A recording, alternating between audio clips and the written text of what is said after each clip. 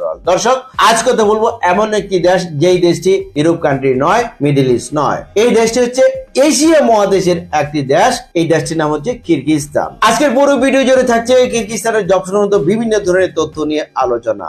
যারা কিরগিজস্তান যাবেন, এই ভিডিওতে একটি লাইক দিয়ে ভিডিওটি দেখতে থাকুন এবং আমাদের সঙ্গেই থাকুন।